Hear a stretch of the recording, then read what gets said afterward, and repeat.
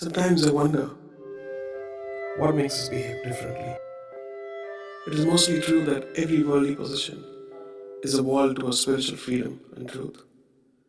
When we shred those meaningfully, we are enlightened with the unknown virtues, which is life-changing. Like how cooking something nice is not the same as sharing it with others.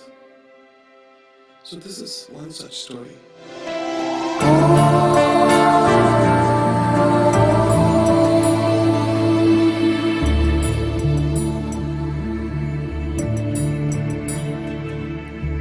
ॐ श्रीं ह्रीं क्लीं ग्लौं गं गणपतये वरवरद सर्वजनं मे वशमानय स्वाहा।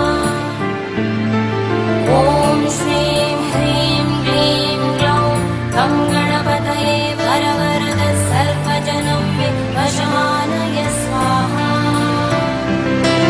ॐ श्रीं ह्रीं क्लीं ग्लौं गं गणपतये वरवरद सर्वजनं मे वशमानय स्वाहा।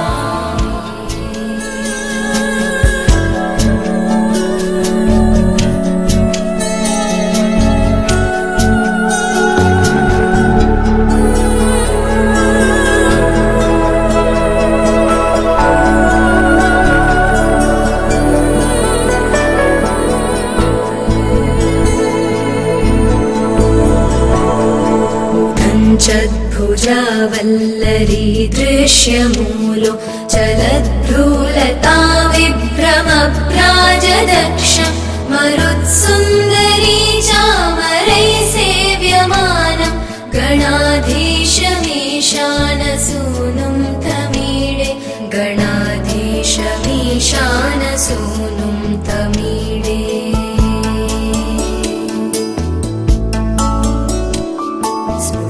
निष्ठुरालोलपिङ्गाक्षितारं कृपाकोमलोदारलीलावतारं कलाविन्दुगं गीयते योगिवर्ये गणाधीशमीशानसूनुं तमीडे गणाधीशमीशानसूनुं तमीडे।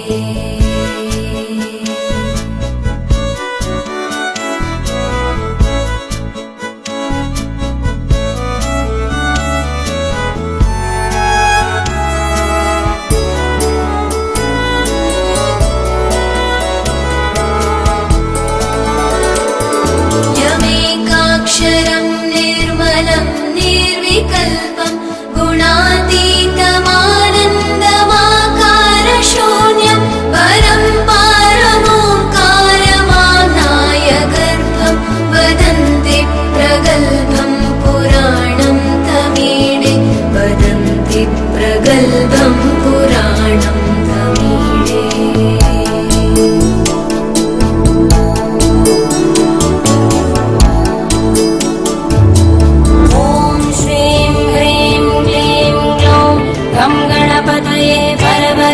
सर्वजनं मे वशमानय स्वाहा।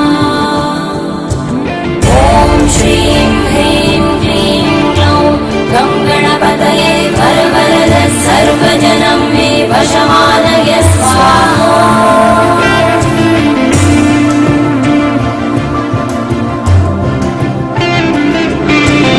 एकदन्ताय विद्महे वक्रतुण्डाय धीमहि तन्नो दन्ति प्रचोदयात्।